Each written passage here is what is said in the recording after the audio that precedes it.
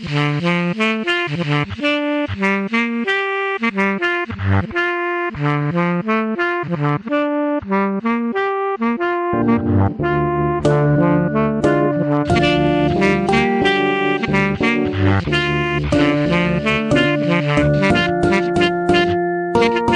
gonna dive right in.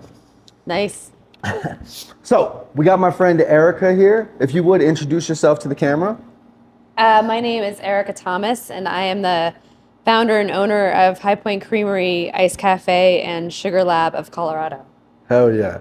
So what we do with this podcast is we try to interview people that are creative entrepreneurs, creative, lifestyle, whatever, and just see what it's like in their head, in their world, and what it's all about. So first, where are you from originally?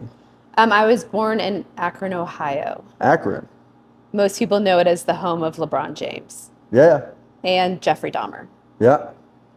What I know about Akron is it's a little, of places in Ohio, it's a little grittier than even Cleveland. Yeah, I mean, things change, ebb and flow. Like back in the day when I was growing up in the 80s, Cleveland was definitely gritty. Yeah. And more gritty than Akron. And now it's switched, I think. Now, like the cool place to go is Cleveland. Cleveland's changed, yeah. And now, yeah, downtown Akron, people are like, no. I remember just like as a hip hop artist, I would tour all over, and like Cincinnati/Kentucky had its thing, Cleveland had its thing, and then Akron, like it was like a lot. It was just a little edgier, but nothing too crazy. No, it wasn't too crazy. So, what got you started creatively from Akron? Like, what were you initially doing in the world? So I graduated high school and I left 3 weeks later for New York. And I moved to New York at 17. Wow. And had gotten into a conservatory for theater. Okay. And so I did that. My parents weren't very happy that I... Like full-on theater, comedy? It was a full-on like theater conservatory. Okay. But I wasn't going to a 4-year school, which was not... No one was too happy with me about that. But it was one of those where you had to get asked back each year. So I got asked back and graduated. So with an associate's degree in theater. Mm-hmm. And then for the next 8 years after that, so 10 years total in New York, I was an actor. Wow. Yeah. And did you have aspirations as a young Erika in Akron to be an actor? Like, where did that come from? Yeah, it was kind of always in my body, I think. When I got into high school and I started doing plays there, one of the things, I don't know, I just loved being able to make an audience laugh. Sure. And I just got a thrill out of it. Uh-huh. And I was like, I want to do this. And I was doing one show, and my dad was kind of a tough guy. And I did a show, and I came off stage, and I looked from the wings, like back at the audience so I could see. And my dad was laughing so hard. He had tears like rolling down his face. Yeah. And I was like, I'm doing this. This is what I do. This is it. Yeah. Awesome. Yeah. And so then you jump out the window and move to New York to follow the dream, and you go to school. What was it like as a working actor in New York for all those years? It was so feast and famine. Mm-hmm. When you're working, you're making so much money, and when you're not working, you have no money at all. Yeah. And you're constantly auditioning for the next thing and the next part.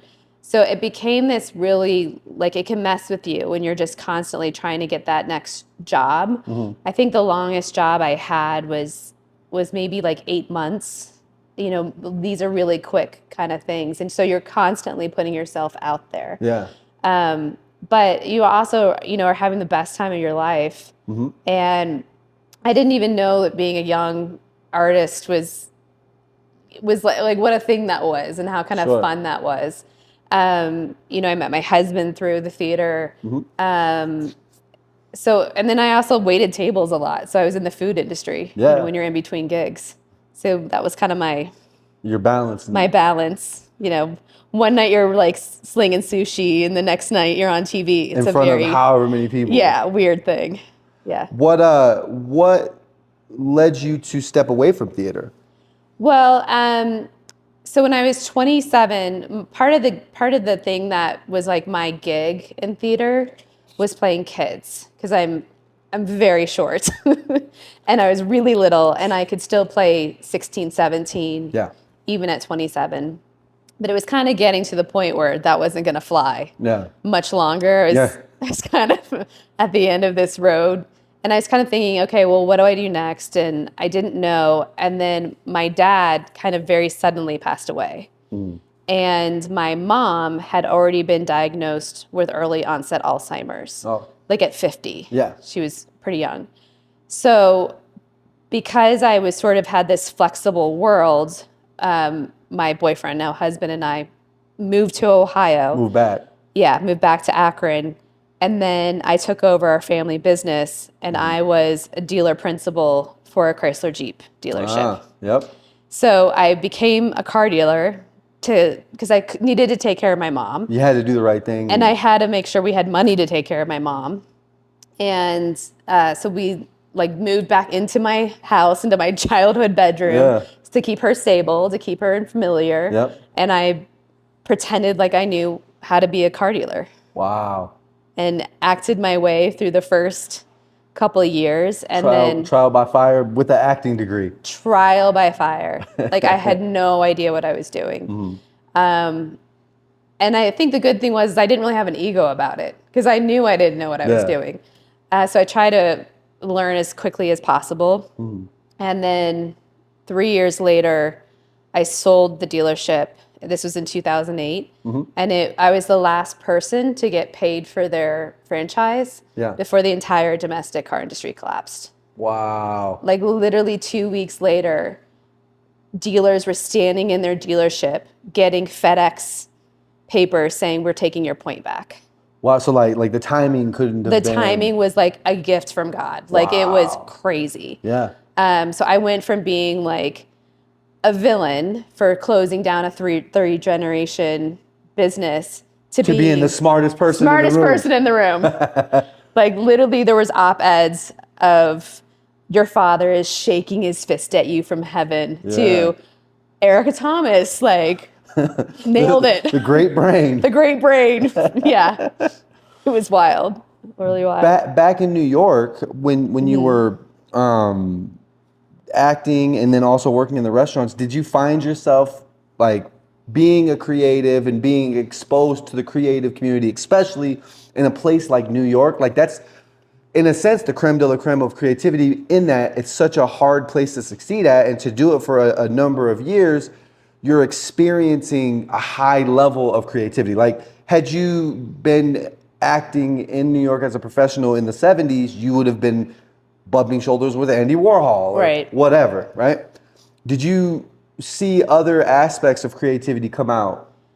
I mean, I did, and even for myself. So part of the things too that I did is I also made purses, and I would make purses and sell purses at the Young Artists. Everybody hustles. Yeah, design store. I also made jewelry. I made jewelry for years as well. So even like when you're doing theater, you know, sometimes you have really long breaks backstage, and I would be there like making jewelry and selling it. And so you have this like creative thing where I think part of it is that there's so many people around you who are doing these things. They don't seem absurd. Yeah.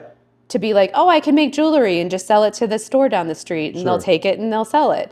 Like it doesn't seem intimidating, because you know so many people who are creating things and making things and being artists. And especially in the waiter community. I mean, in New York, no one's a waiter and it's like, thank God, I'm in the union. They're all doing 100 things. Yeah, they're all doing so much and creating and writing plays and so many directors and authors. And you know, I knew some guy who was did radio plays in England. Like, just it was, you know, weird things that you never think someone's paying you to do this. To do that, that's crazy. Okay, cool, yeah.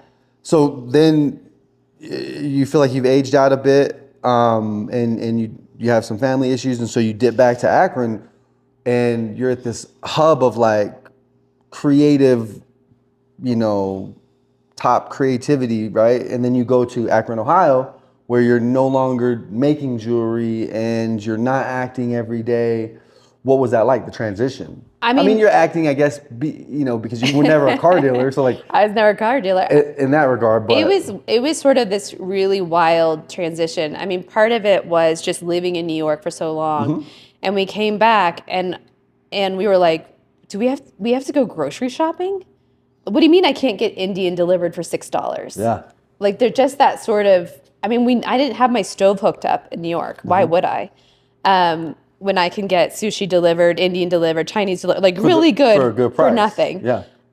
So we were kind of like, okay, so we had to figure out how to make food and make a menu plan and do all that. And even the first time my husband and I went out on a date, we're there and we're drinking, we're having a great time. And he looked at me and he was like, we have to drive home.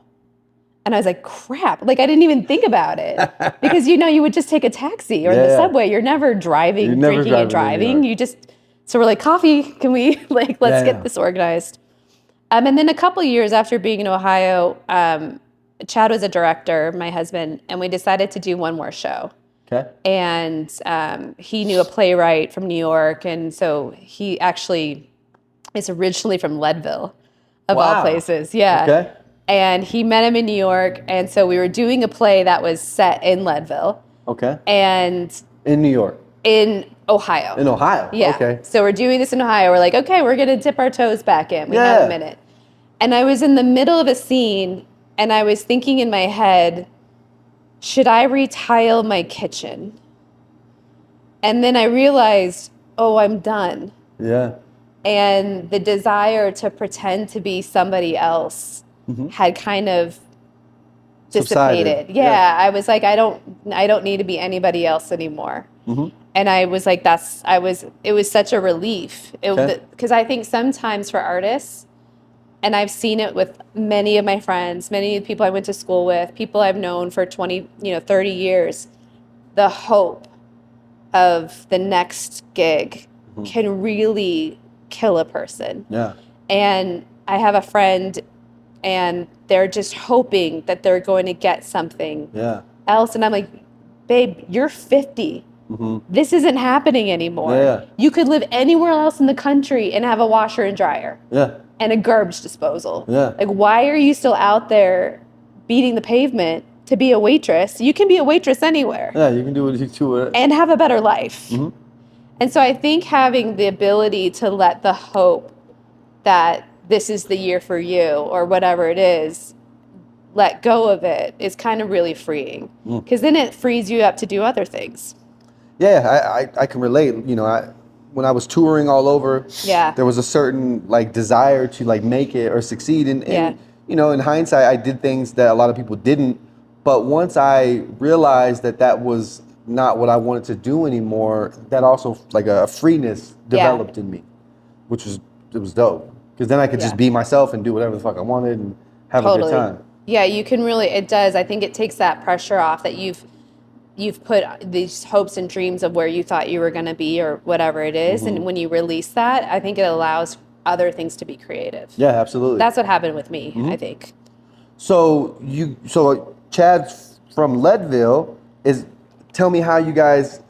The playwright was from Leadville. Oh, the playwright was. Chad's from Tennessee. Oh, okay. Tell me how you guys end up in Colorado.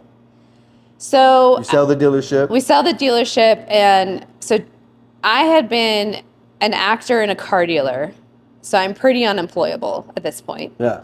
And Chad had been a director and a producer, and we decided we're not going back in the game. Yeah. We're not moving back to New York. Yeah. We're figuring this out. So he said, "Okay, I'm gonna go get my MBA." And I was like, "What is an MBA?" Are you joining basketball? I know what. What are you doing? So he applied to Ohio State, and this is a guy who hadn't been in school in 10 years or longer even, and he goes and he takes his GMAT, and he scored, which is math. I don't remember anything, right? Yeah. Crazy ass algebra and whatever.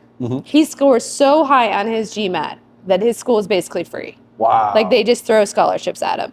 And I was like, I knew you were smart, but I didn't know. I didn't know we were that kind of smart, So he gets his MBA, and I'm having babies. We're figuring it out. And so he graduates with his MBA. And meanwhile, we had made this list of places to move to because I knew I didn't want to stay in Ohio. Yeah. And nothing bad about Ohio. It would have been fine. Yeah.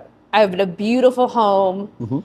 The schools are fine. The neighborhood is fine. I have so many friends from Ohio. Yeah. It's a dope place. Everything's fine. I wanted more than fine. Yeah. And I think too, because, his mom passed away pretty early too, and my parents obviously, is that we knew that life is precious. And not everyone gets to 80. Yep. And so we're kind of figuring what it was. So we made this list of cities we wanted a walkable town. We wanted a foodie town. We wanted there to be an art scene. And I wanted an airport where I did not have to connect. Oh, yeah, that's important. Because growing up in Akron, you have to connect no matter where you're going. Yeah. Unless you drive somewhere. Exactly. So I wanted to not connect to anything. So even in Cleveland, you have to connect. Doesn't matter. So we thought about Charlotte. We thought about San Francisco. We thought about LA. And Denver was on our list. So we came out here in March. It was St. Patrick's Day. And this was 12 years ago or so. And I had gone to ice cream school at Penn State in the meantime and had met Drew Honus there, who's the owner of Sweet Cow. So he was like, well, come out and just check it out if you want to move out here. So we flew out. We met him at a Sweet Cow, and it was 80 degrees in March. And I had just left drizzly, cold, gray Ohio. Like, I didn't even have T-shirts. Yeah. So we had to, go buy T-shirts because I was not expecting it to be so gorgeous. Yeah. And we're walking around. Everybody was so happy, eating ice cream. And then we went up to the mountains, and we went skiing, obviously world-class skiing. And I was like, this is it. This is the one. Wow. This is where we're moving. We're done searching. We're done. Yeah. And so we, started looking for a house.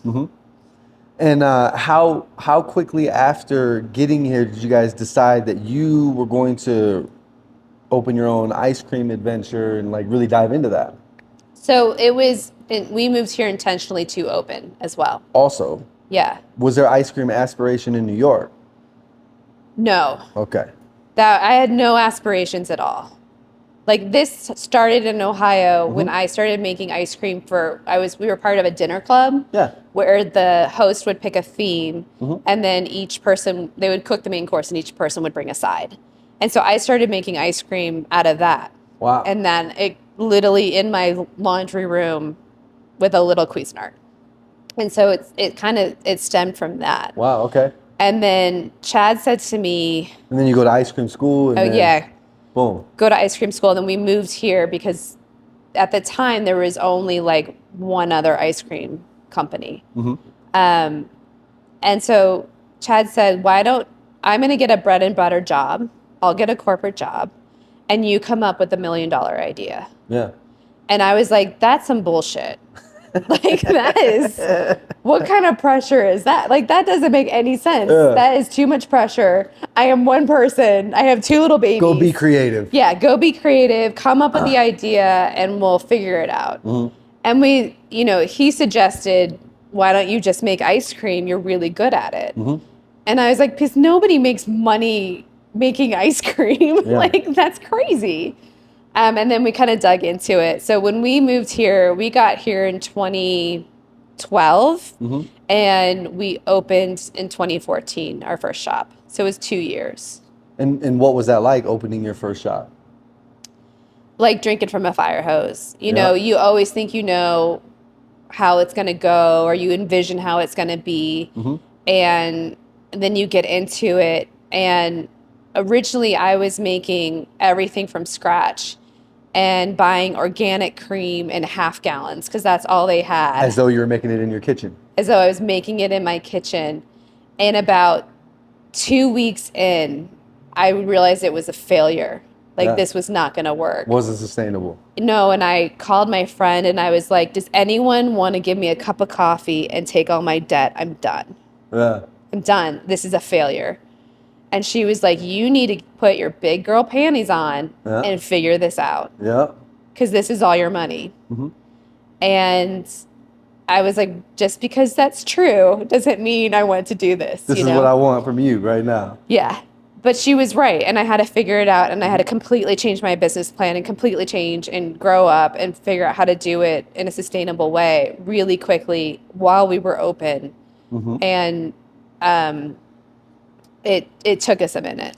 Did you find that your trial by fire exposure to the car business affected you in a positive way when you came to ice cream and had that aha moment, like, this isn't sustainable, I got to figure it out? I think because, theater is life, but only the high stakes part. Yeah. Right? And everything about the dealership was high stakes. Yep. Because if we closed, we would have nothing. And most importantly, I wouldn't have money to take care of my mom. Yeah. And we took care of her ourselves for years, longer than we should have. But a full-time Alzheimer's unit is $65,000 a year. Like, this was back in 2010. Yeah. And she was so young, she could have lived another 20 years. Yeah. So I just knew, like, I had a number in my head of what I needed to make sure that she was always going to be okay. That to me is crucial. When people ask me, it's like, you have to come up with these numbers so that you can strive for it. Because if you're just blank, you're never going to know what to do. Once you come up with what the action item is, what the goal is, what the mission is, then you can run and figure it out. Yeah. And so I think because, at my father's funeral, the business manager came up to me and she's like, just so you know, we only have 3 days of cash. And I was like, okay. Oh. Let's sell some cars. I had no idea what she meant. Like, I had no idea having a $2 million floor plan on all of these vehicles, being so asset heavy, cash poor. Like, I had no idea what any of that was. And I just had to learn really quick. And I did have some great people helping me and mentoring me who were like, also at my dad's funeral, a friend of mine came up, now my friend, and she's like, my name's Michelle Prim, and I sell imports. I'm not a competitor. You call me whenever you need anything. That's dope. And I called her the next Monday, and it's like, I'm going to run the dealership. And she's like, get your ass over here right now.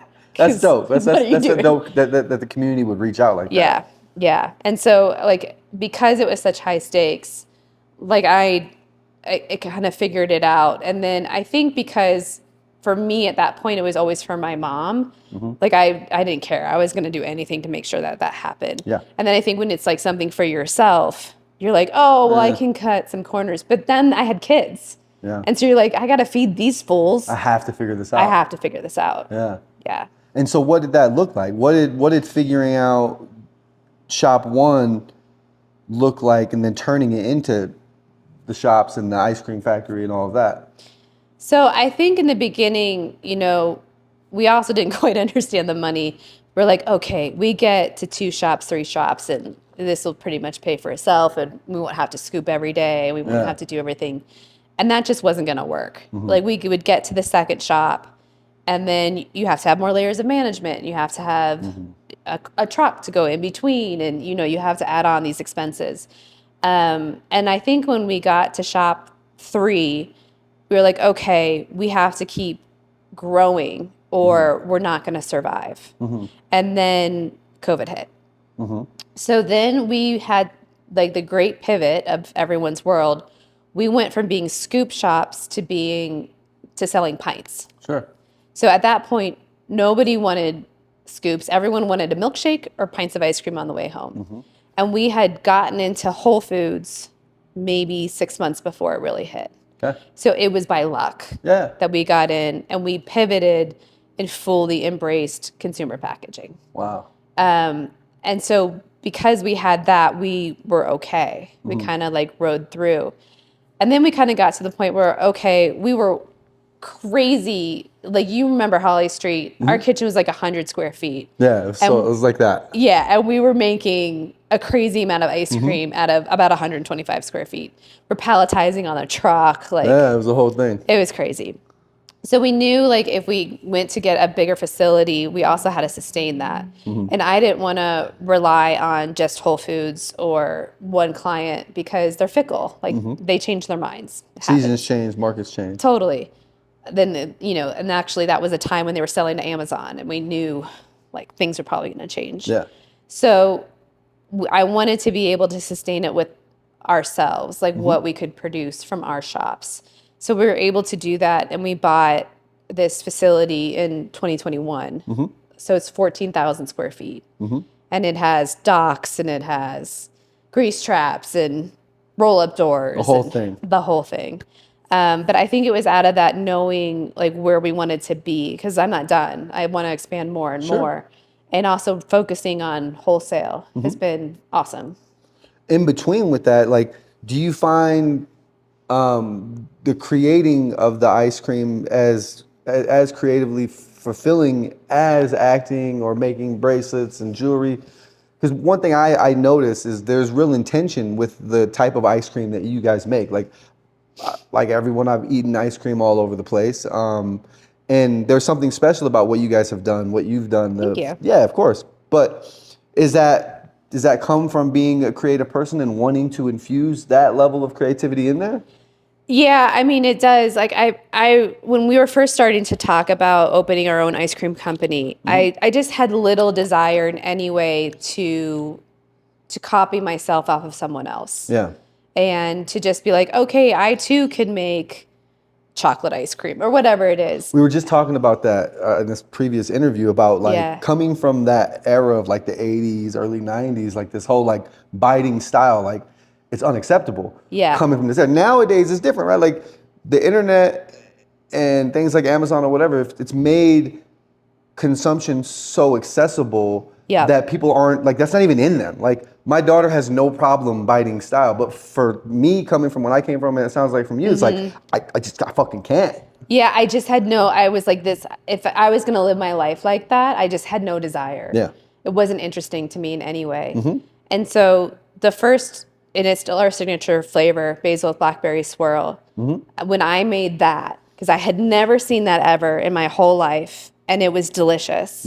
It was good. And that was the first time that I was like, okay, I can do this.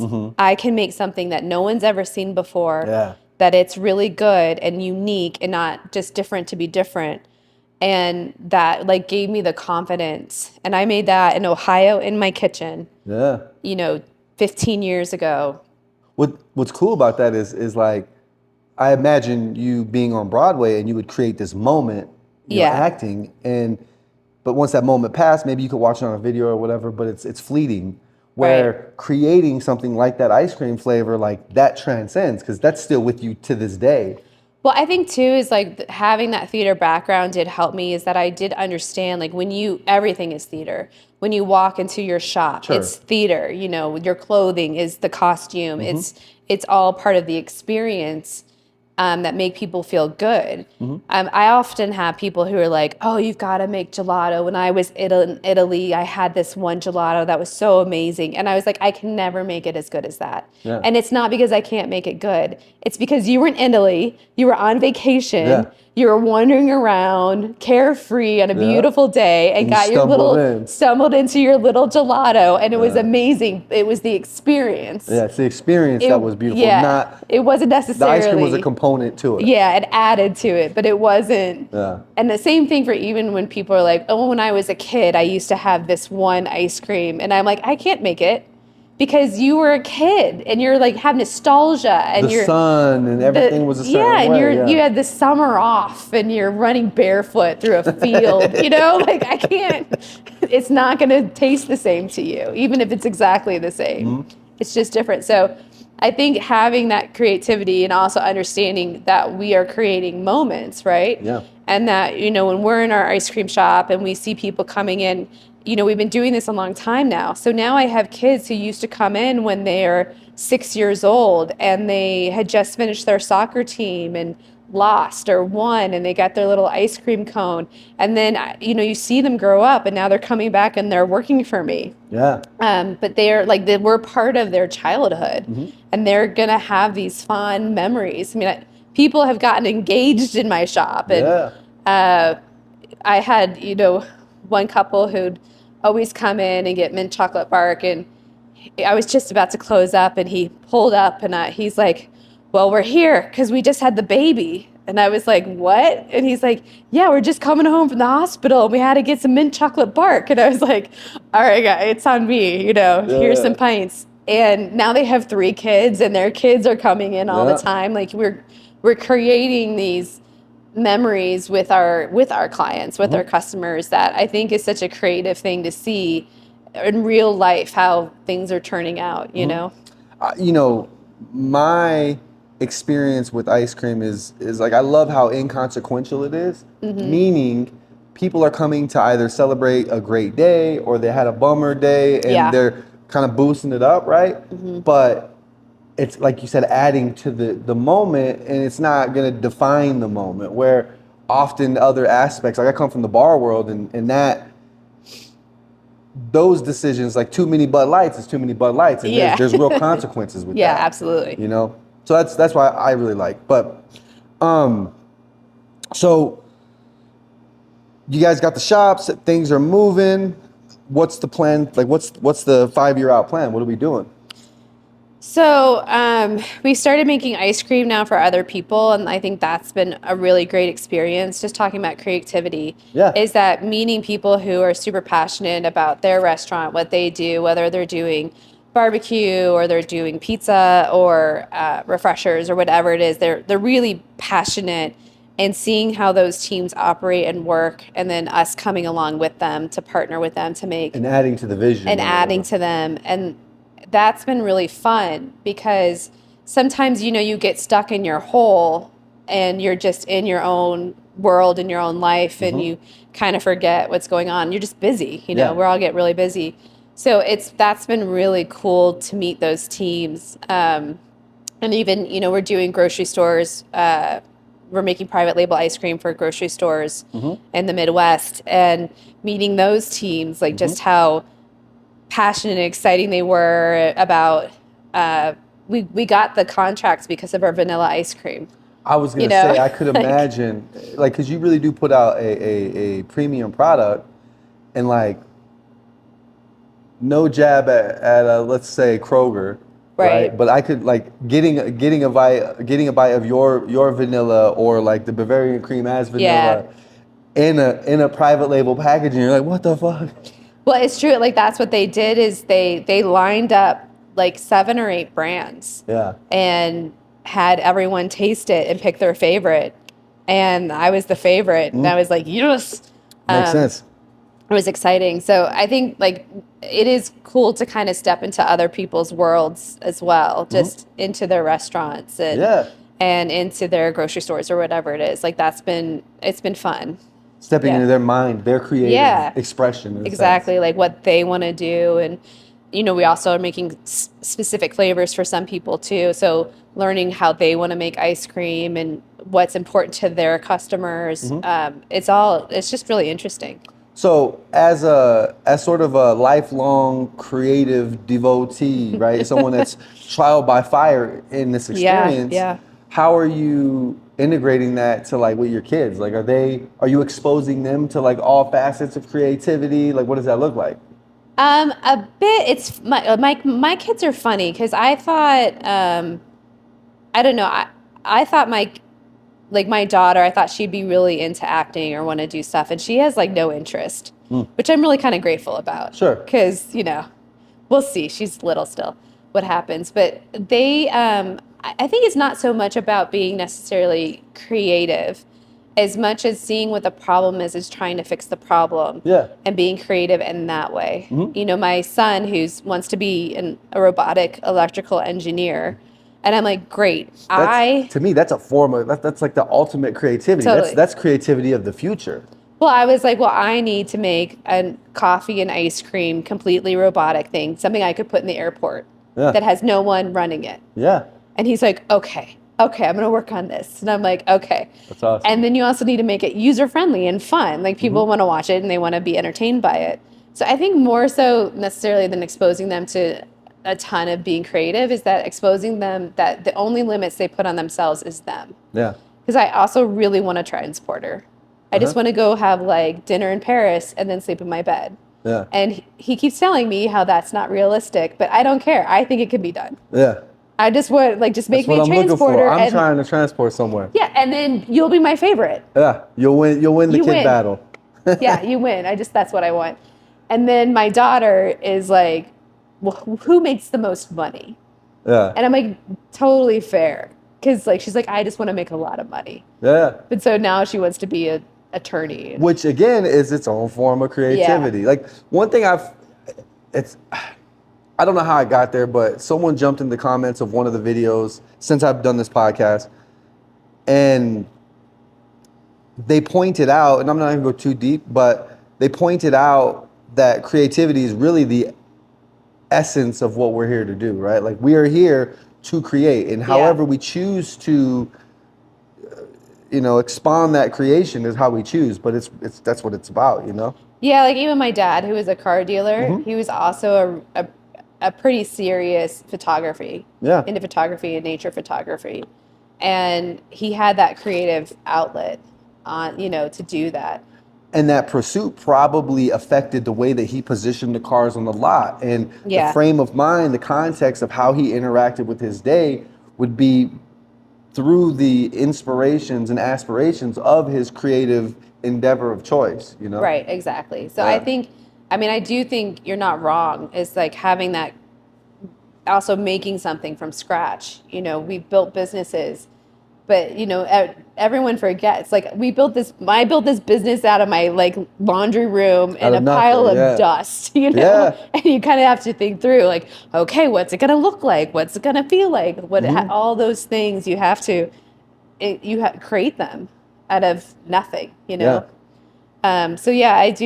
think most thing for anything for these kids is that I want to show them that they can do anything. Sure. They just have to like think through it, answer the problems, just open up to hard. it. Yeah. Heck yeah. Yeah. Well, this is my friend Erika. Thank you for coming on the Creative Questions podcast. Thank you. Boom.